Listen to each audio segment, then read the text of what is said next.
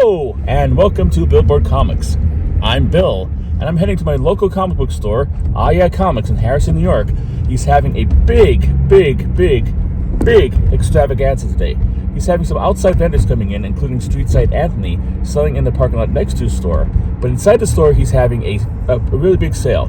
50% off all back issues, including key issues and wall books. And he's also having dollar bins. I'm going to go and see how much comic books my wife, say hi, Hi. will let me buy. Stay tuned.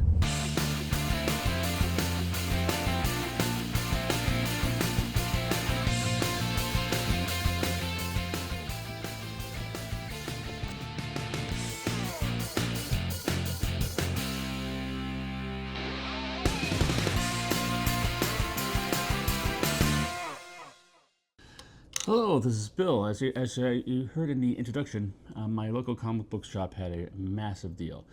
To reiterate, he had vendors outside his establishment. He has a little kind of parking thing next door, like a vacant lot next to his store.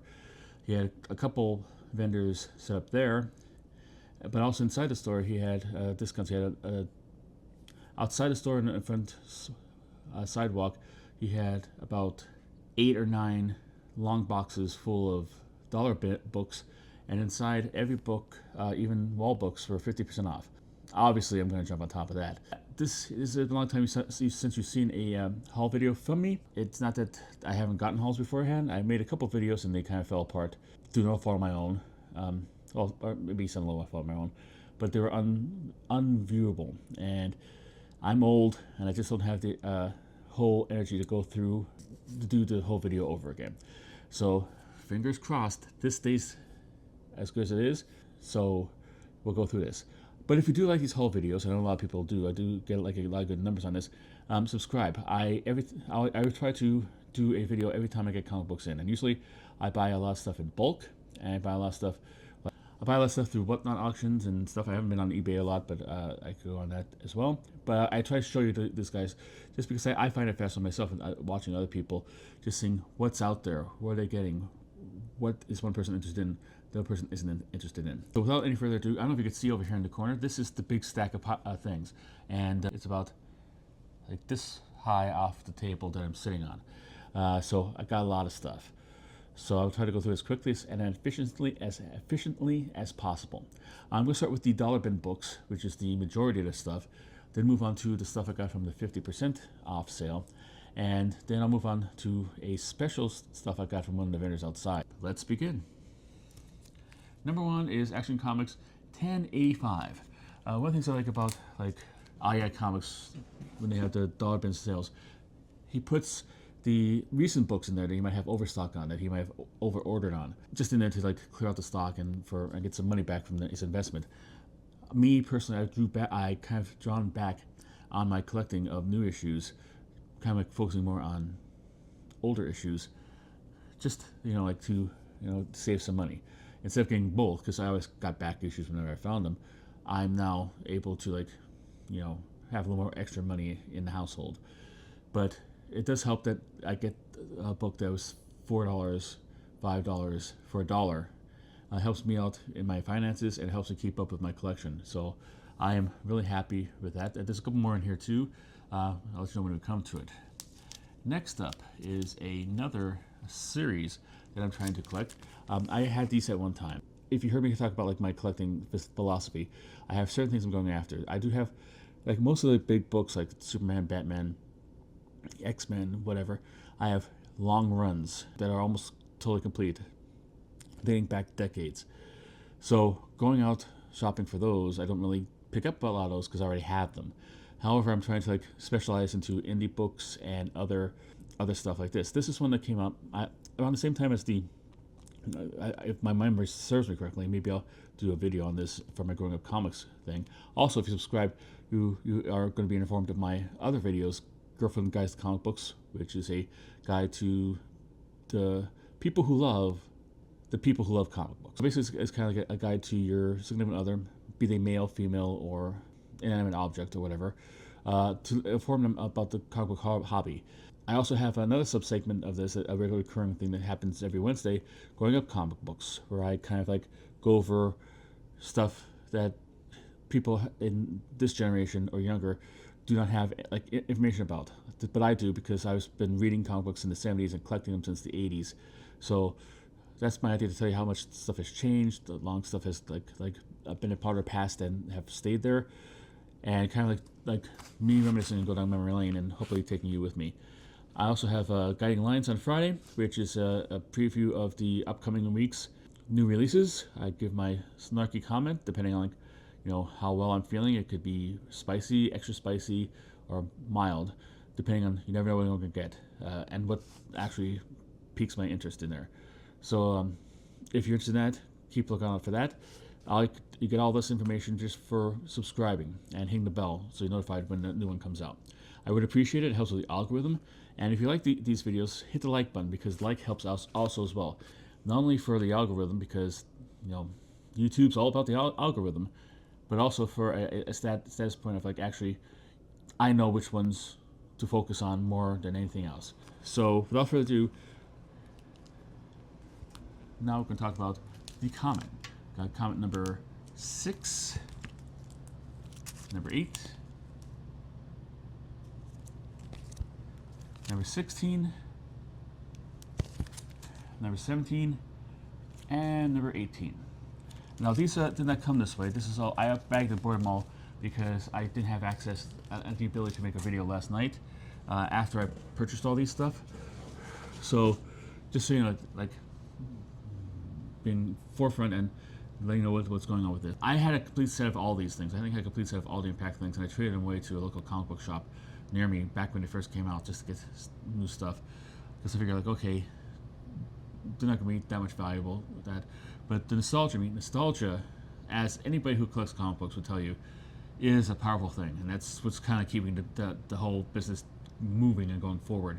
After that, it's a powerful thing. I want to get all these back, so I'm trying to get a complete set of every Impact issue and every new Universe issue, which is mad easy to do because you can get them for mad cheap. The dollar bins are even less. A lot of times they pop up in the flat rate boxes I buy. So you buy them in bulk and you get a whole bunch of them for pennies on the dollar, which is great because I like to have them. And I might, for this site, this channel, I might do a review of all of them and try to do a little bit of history of all of them, and give you a breakdown of what it was and all kinds of stuff like this. I just find it interesting now as an old man going back there, and these are two noble failures. One slightly more noble than the other if you want to cross hairs, but yeah, just try to get those all in, and I got a whole bunch of chunk to get that particular series. I think I'll need 1 or 2 issues to complete that. So yeah, I'm very happy with it. Next up, it's a series that I have absolutely none before yesterday, I should say.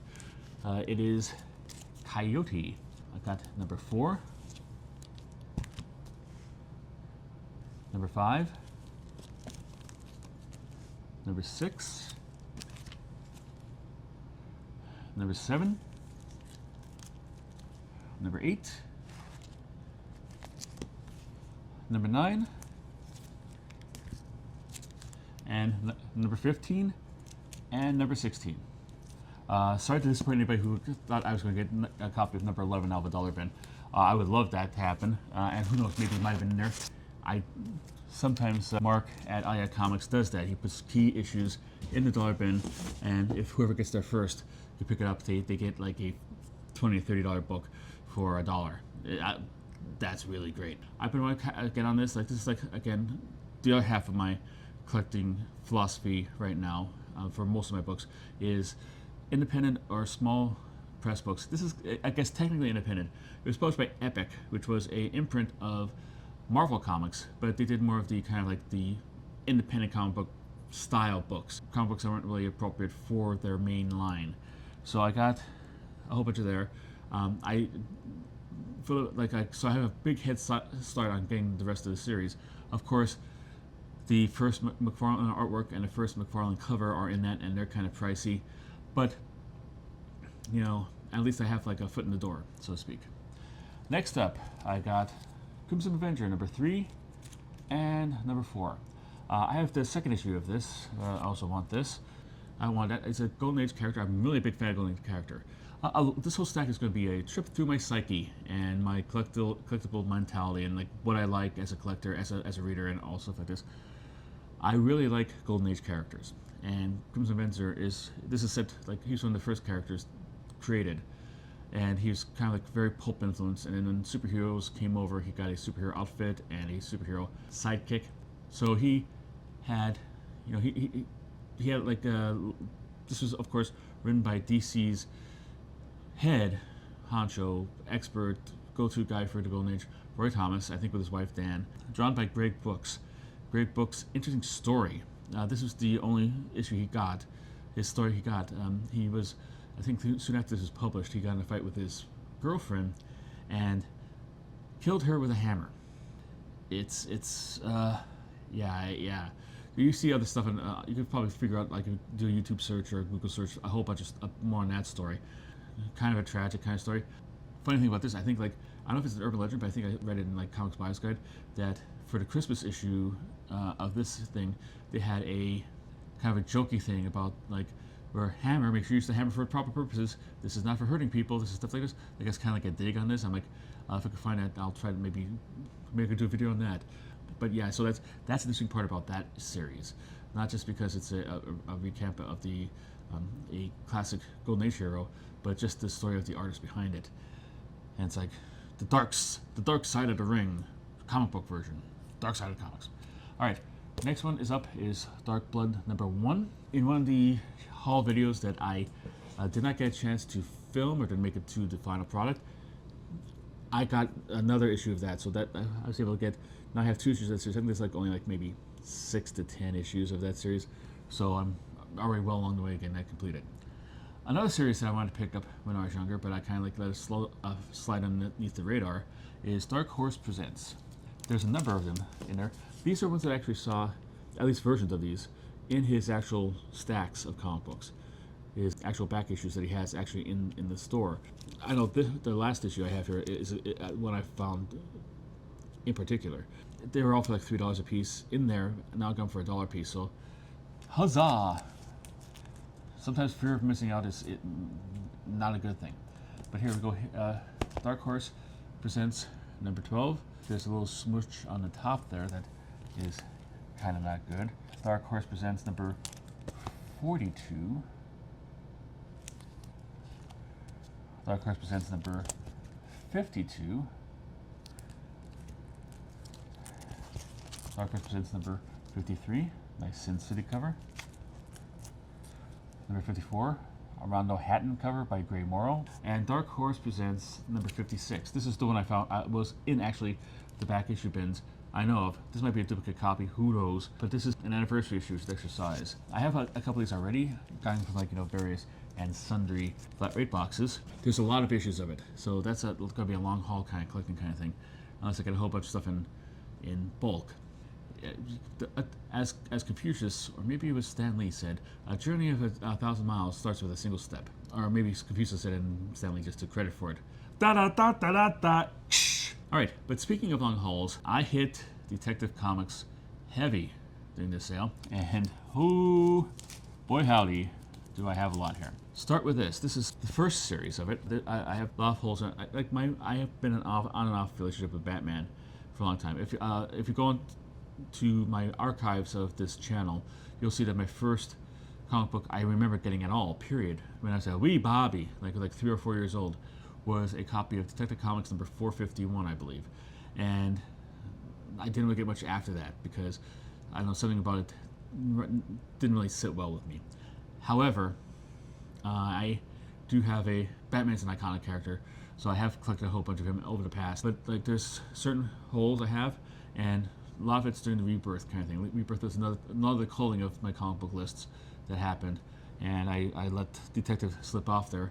And luckily I got a whole bunch of holes filled through this. So I'm going to start with the first series, and I'll move on to the second series, and then there'll be another Detective later on that you'll be able to look and see. But here, 934, 936, 937, 939, and 940. And I have like the actual comic book box I got these out of, and put them in there for storage right next to me. So that's, if you see me leaning over there, I'm just like not throwing it into a wood chipper. it's going to the box. 941, 942, 945, 950, 957, 958. And a lot of these are like interesting books. Like this whole run was written by James Tinian IV, who is now big kayak writer. He does Something Is Killing the Children, and a whole bunch of other of those kind of line of books. So he's like a big name. It's kind of like interesting to see, like, okay, he went from working on Batman, which I think is like many people, it's the apex of the career, to going on to creating his own individual stuff, which is always chancy, dicey, and he's become an even bigger name because of that. In my opinion, your opinions might differ, and that's totally fine. If it does, we can have a discussion in the comments to it if you want to be respectful. But yeah, so I just found that interesting. And 959, and then we jump just a skosh, just a little bit, to 1016, and then we got 1032, 1033, 1034, 1036, 1037, and 1038. For the last couple of books, he didn't seem to have any of the main covers, but he had the alternate covers, like the minimal trade dress covers. You can see here on this 1040, the trade dress is only up in the upper right-hand corner. It doesn't really take up the whole top half of the stuff, so there's more room for the artwork. 1040 and 1041. And another detective run that I was remiss on getting is the second series. This is back during the New 52 when they stopped every single series all together, and so we started holding the number one, which they undid like a year later, like a couple years later. But I digress. It's like get a little excitement for this stuff. So I didn't really get a lot of the Batman Detective comics there, which I remedied now. I got a big hunk of this. So you know, I went from actually having very little to having a lot, and getting closer to having a complete set of these. Starting off, start the comics 0, number 4, number 5, number 6, number 7, number 8, number 9, number 10, number 11, number 12, number 13, number 18, number 19, number 20, number 21, number 22, number 23, number 40, number 42, and annual number 2. And since there's only like 52 issues of this series, I have a big healthy chunk, as I said, of the series all at once. And I paid like less than $20 for it. Can't beat that. You can't beat that. Another one I've been trying to collect as much as I possibly can is the Doctor Strange Sorcerer Supreme series, which I think the title lasted like maybe 10 issues before it became another Doctor Strange volume. I like Doctor Strange's concept. I have like a complete set of his second series, technically, because the first series is when he took over the numbering from Strange Tales.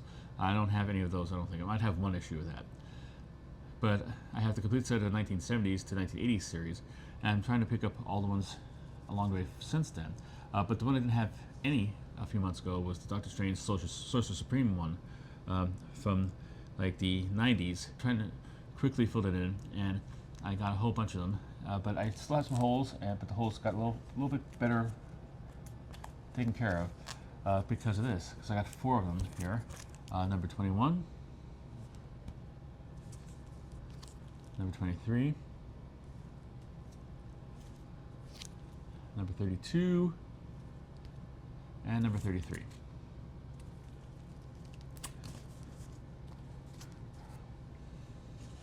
I like getting sets. I like getting runs. I like getting like filling in holes and stuff like that. It makes me happy, and that's a collectible thing. There's a completeness kind of thing. It's a unique psychopathy of collectors that they get satisfaction from doing this stuff, and like, you know, Is it healthy? Maybe not the healthiest stuff in the entire world.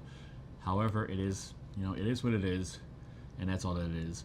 And if it wasn't for that, like everybody has a little bit of it. If it was for that, well, yeah.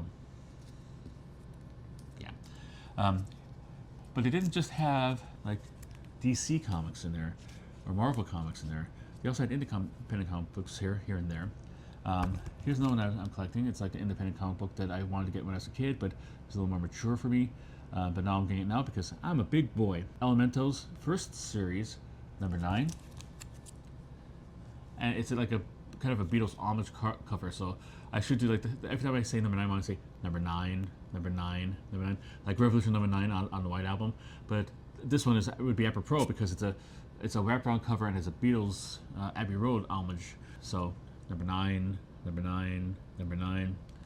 So I hope you liked that, and if you didn't, it's over. You don't have to worry about it. And also another number 9 from the second series. There's been a lot of series for Elementals.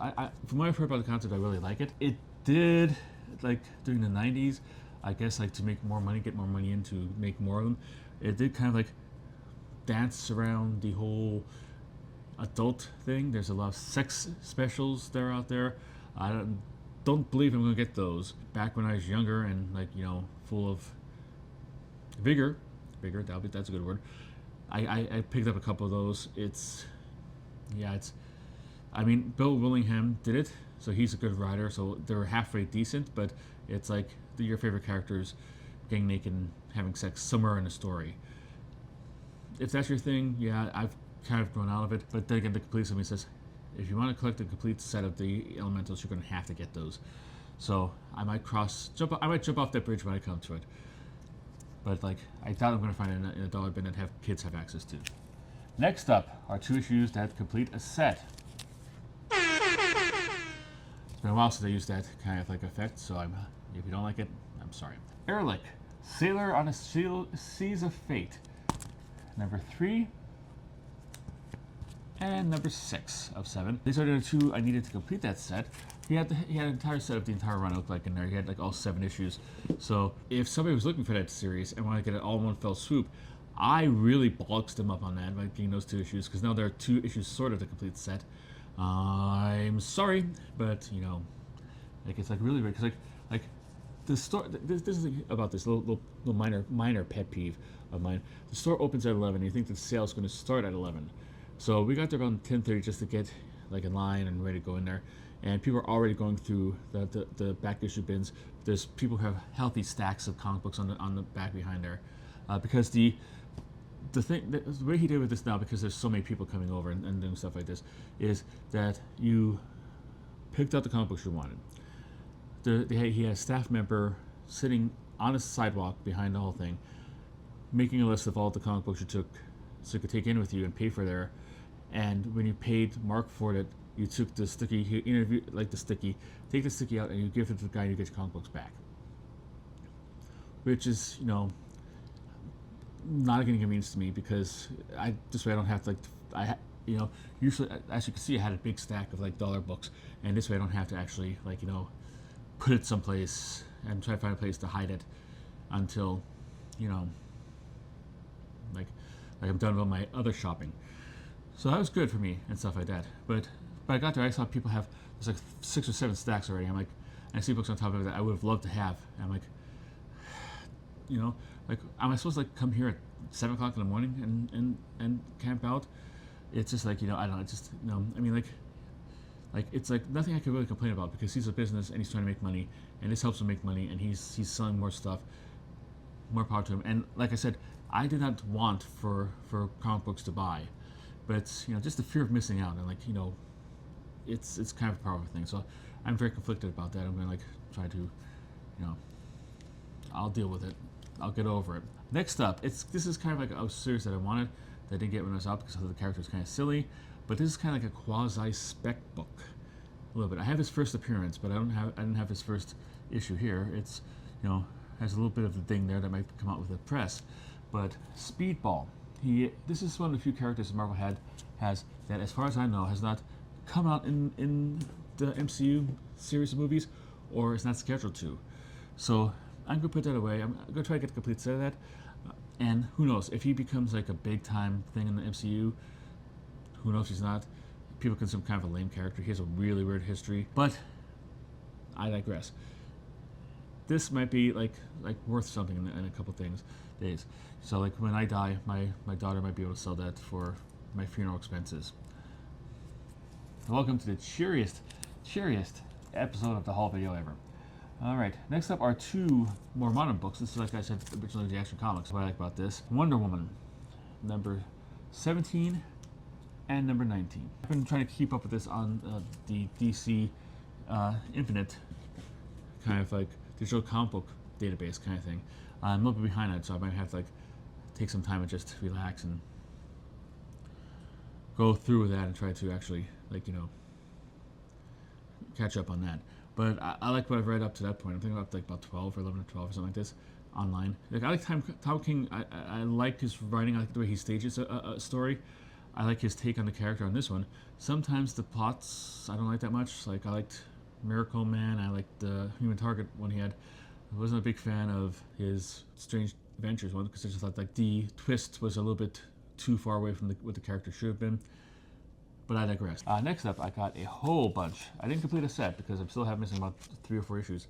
But one of the issues I wanted to get was like Extreme X-Men. This was the title created. I like to think basically, and I might be wrong on this, and by all means, feel free to contradict me. A series created to give Chris Claremont, the guy who made the X-Men, something to do while like they gave the reins title up to over to Grant Morrison and all those kind of people. This is Extreme X-Men, and I got a healthy chunk of this. So, like I said, I didn't get a complete set. I'm missing about 6 issues, and I had some before this. So I had it started, but it's one of the things I always wanted to get, and now I'm pretty close to having a complete set for it thanks to this sale. So that's good. We have Extreme X-Men number 1, number 2, number 3. Missing number 4, and I needed 2. Number 5, number 6, number 7, number 8, number 9, number 10, number 11, number 12, number 13, number 14, number 15, number 16, and I have the 17 through 20. So number 21, number 22. You probably saw the earlier haul video when I got them all.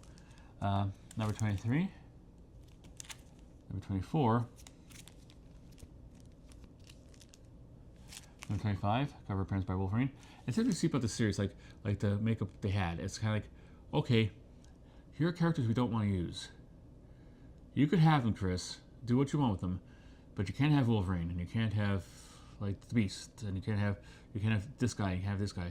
Although Beast, I think, appeared in this, so it's kind of it's kind of telling what characters had. And this is like the first appearance of Wolverine in this, I think, on the cover at least. Then you have, moving on, 26. I just thought it was interesting. It's like, interesting story behind this. There's probably like a real interesting story behind the whole creation of this issue. This would be interesting to me, probably not to you. Another Wolverine cover appearance at 27. And he's back again on 28. We have number 29. Number 30. 31. 32, 33, 34, 35, 36, and I have like a gap between 36 I think I end up about 44, but 36 to 40 I think I miss about 3 or 4 issues, but I have like the last 4 or 5 issues of the series, and I have the last issue, so it's it's a big run, and it helps me. I've come within a shooting distance of actually being able to complete the set. So I'm happy. Also got Extreme X-Men, I'm sorry, annual number 2. This is a weird one because you have to read like this. The staples are on this side, and you have to flip it open and read like that. Marvel was getting tricksy during that time, and several comic books had that kind of thing. I think like the X-Men annual from this year had the same thing, and the Uncanny X-Men annual had the same thing, which is like, interesting way of putting out artwork together and all kinds of stuff like that. But it's, yeah, I don't know, it's not that. So that was all of the dollar books. Got a lot of them. I thought I got a lot of good books. Let me know what you think. Now let's move on to what I did on the inside. I got a whole bunch of, see, the whole thing is just saying like, my God, you must be rich, Bill. How'd you get the money on this? First of all, everything was mad cheap. Second of all, this is like my Father's Day gift from my daughter, paid for by my wife. So this is like my gift for that. So I'm hoping I can maybe weasel my way into a fancy dinner of some sort. And for me, a fancy dinner is going across the street to Buffalo Wild Wings. But I digress. I don't know if that's going to happen or not, but this is just my way of actually trying to, this is like, okay, here, you want to get me something? Let me give me something to spend on this. So this is the stuff I bought inside IAI Comics from his back issue stocks. There's a couple key issues in here. Starting off with the first one. The first one is Amazing Spider-Man numbers 362, I'm sorry. This, I believe, is the second appearance of Carnage. It was a wall book. It was one of his wall books there. It was $40, I got it for $20, so it's relatively cheap, all things considered. But since I got like a Spider-Man, I decided to hit the Spider-Man section quite a bit. There's like I've quite a few Spider-Man books to begin with, but during like the 90s, I kind of fell away from it. Like I kind of missed the entire Clone Saga thing for the most part, and most part I was able to get most of these through dollar bins and stuff like this. But there's certain amounts that you couldn't find in dollar bins anymore, a little more pricier. But this one I was able to get them like they're $3 a piece. I come for $1.50 a piece, so good like that. But I start off with $3.93, $4.01, and this fills in a whole bunch of holes like that I need. Like it's like now I have like a complete run from like $3.32 all the way to $4.29, and then from $4.32 all the way, I think, practically to the end because of all of this. So again, like I like having those big hunks of comic books with just like a little one or two in the middle there that make, for me, it makes it easier to get. Even though like he had $4.30 and $4.31 on sale for $150. I don't really realize what the key value is for that. I might have to look that up because that $4.31 might be a little bit expensive to get. But let's continue with the ones I got. $4.15.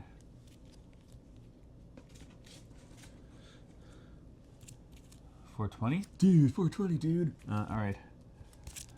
$4.23. $4.25. $4.27. My wife commented on this, how great this cover was. She would like this cover. I think it's an homage to an earlier Spider-Man cover from like the Silver Age.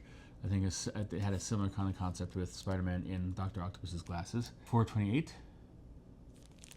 I believe the art is by Steve Scrossi, who is I think he worked on a big time like storyboard artist and graphic designer in Hollywood. I think he worked on the Matrix films.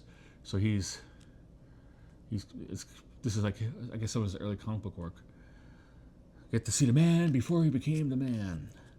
All right, next up, $4.36, $4.37, $4.38, and $4.39, featuring the Avengers.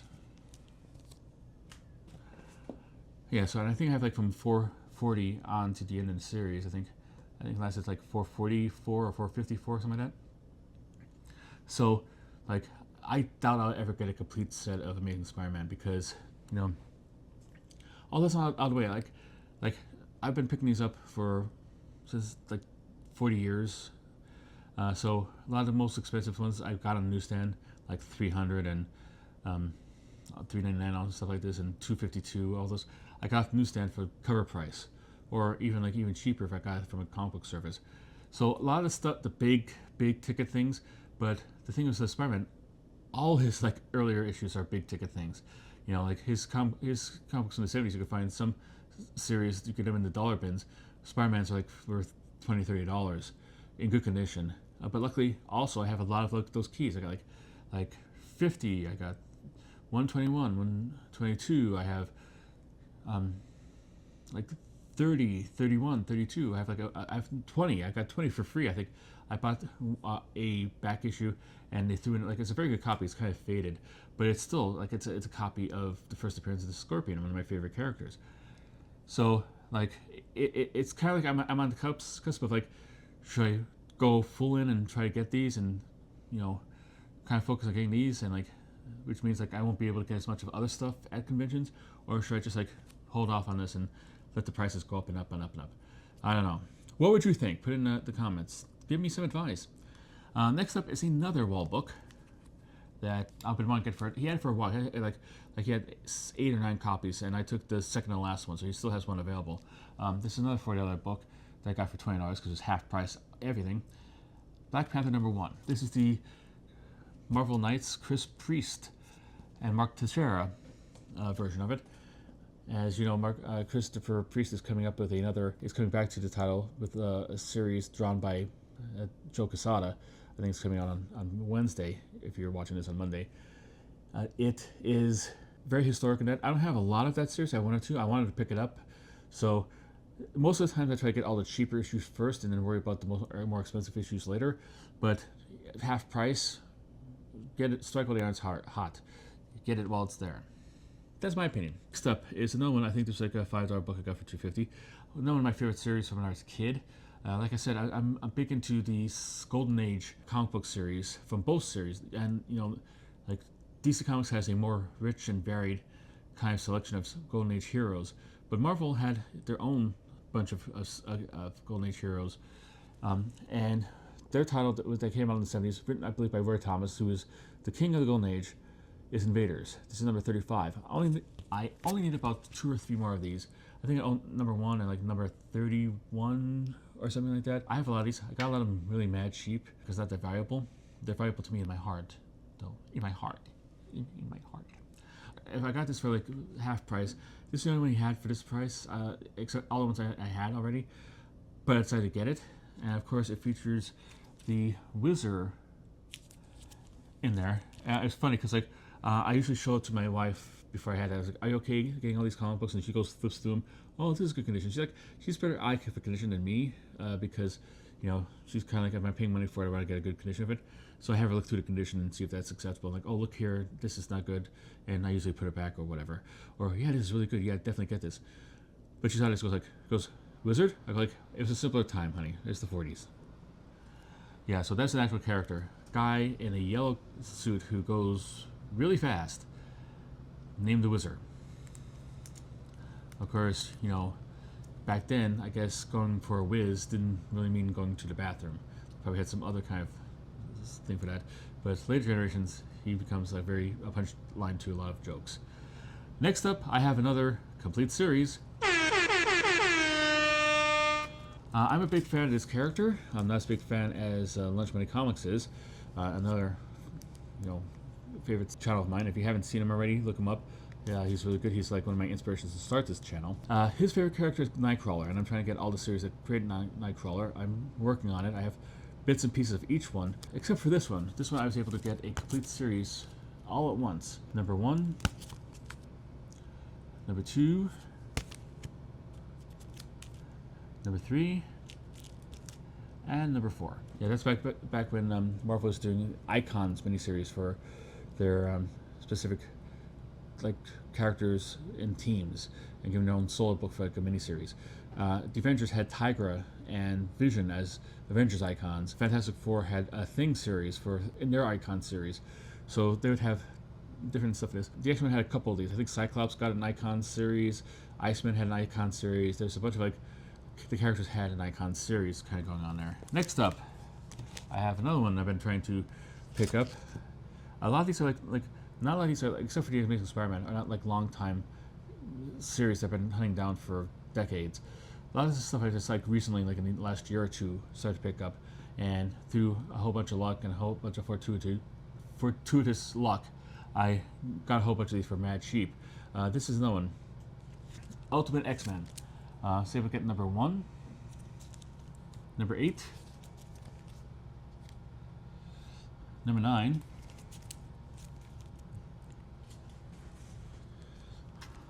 number 11. Now, this looks familiar to me. I might already have a copy of this, and I just didn't take it off my list. I took it off my list now, but you know, don't get old, and keep up on your list and your bookkeeping on this, because you don't want to get doubles. Number 14 and number 15. Yeah, I have like a whole bunch of this. I have like close to a complete set of all of those. So that was pretty neat. Especially getting number 1. Number 1 is like, numbers are always like harder to get. So I got that.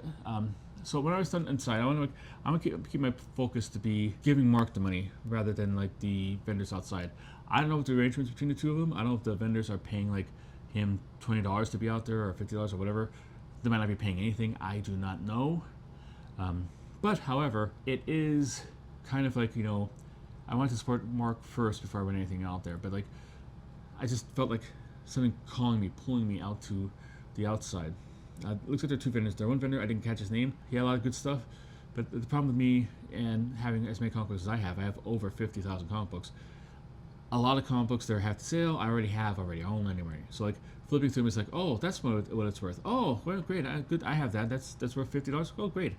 So it's like kind of like that. You don't often find stuff that you need because you don't really need much of what they're selling.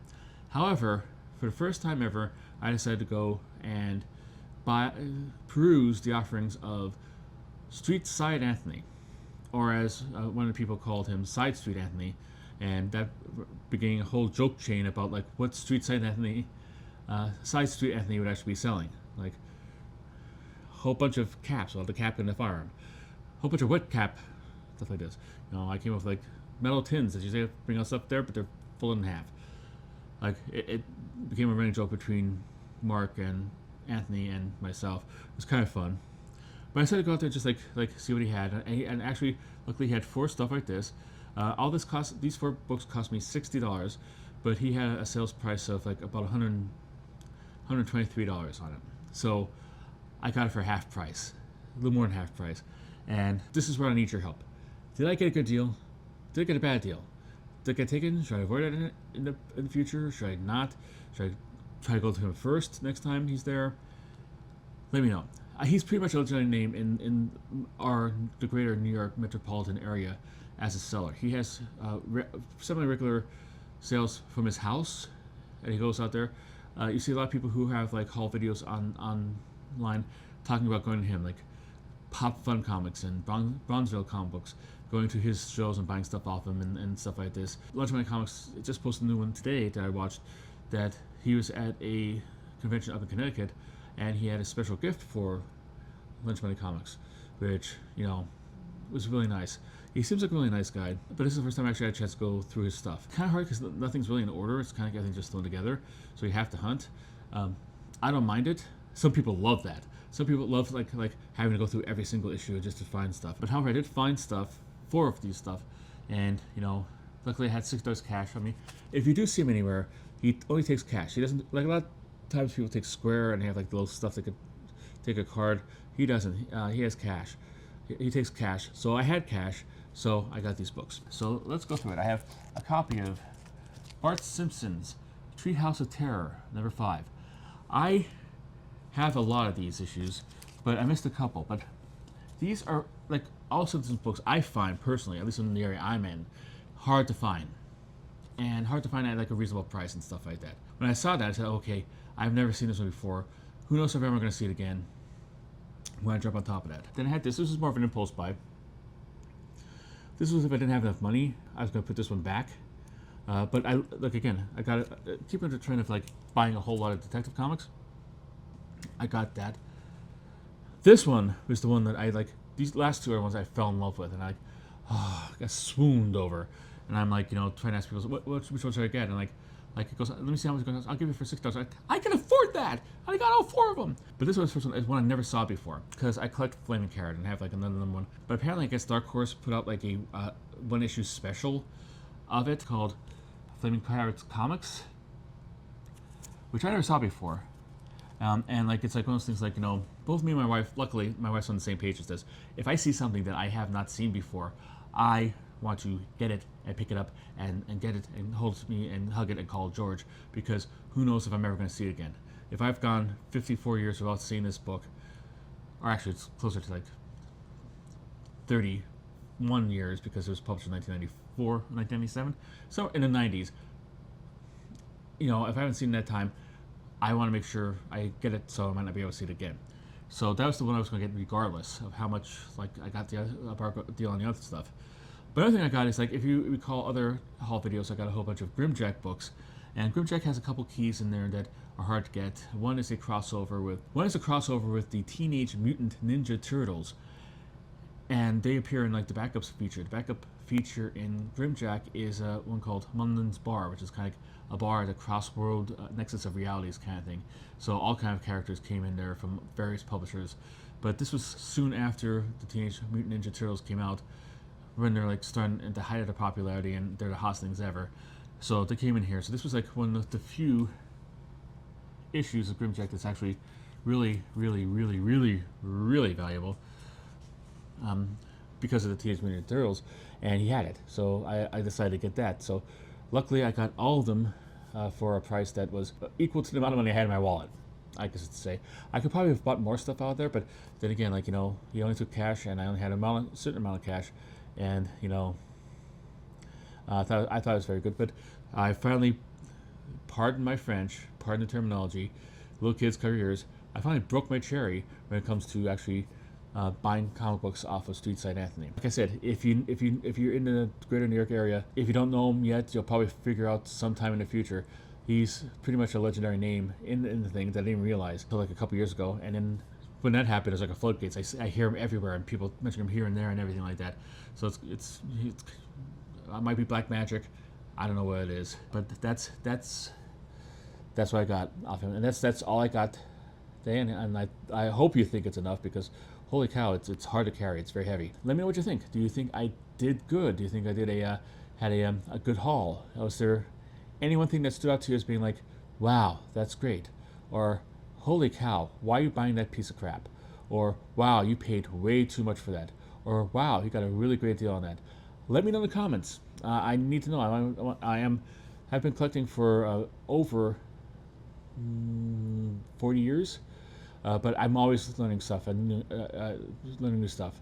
You know, the way to keep yourself fresh and young, I think, in the hobby is like to keep on learning, keep on trying to get better at this. So any help you can give me on that is great. If you like this, if you made this far, you put a lot. I mean, like you put in the effort. You should reward yourself by hitting like on this and helping me out, because you should feel real good about that, because you're helping me out and helping the site out. Just throw up a like, that'd be great. And if you like this and want to see more videos from me, I hope you do, hit the subscribe. The subscribe button will be great help to us and me. I count myself as 5 people because I'm as big as 5 people. But I digress. This has been my haul video. I hope you liked it, and I hope to see you again. But until next time, keep on collecting.